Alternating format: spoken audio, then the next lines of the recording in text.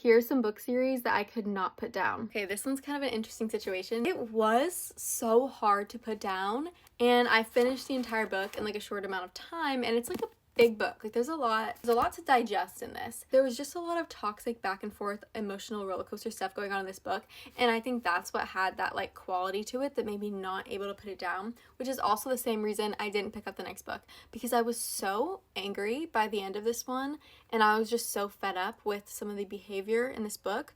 That being said, it's a lot of people's favorite book series and a lot of people love it so much. So I wouldn't dissuade someone from reading this, but I would say like you kind of have to be someone who's okay with that in a book character.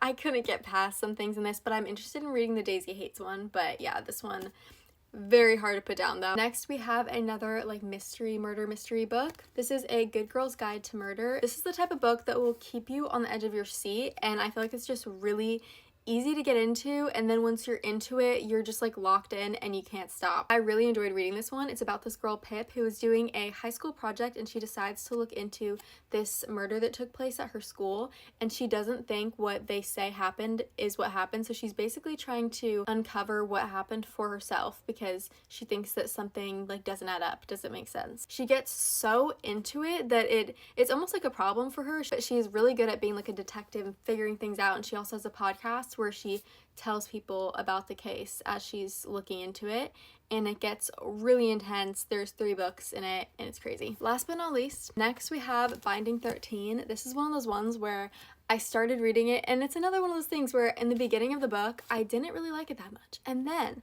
it's always those books for some reason when they're series that get me hooked. As I started to get into it, the characters really just got a chokehold on me. I just didn't want to put it down, and then I read the second book and I was thinking about it so much that I decided to stop after the second book. I didn't buy the next book because I was like, you know what, I'm thinking about it too much, and there are like too many books in this series for me to be doing this, so I need to stop, and I stopped. Will I pick this back up again one day? Yes, I will. These books are just such an emotional roller coaster. It's another one of those things where there's just crazy stuff happening, you get connected to the characters in the found family, and you're just pulled in. It's like a high school romance, but like very dark and deep themes in it. All of these books were incredibly difficult to put down, but I would recommend them because they end up being some of the books and characters that stick in my head for a really long time.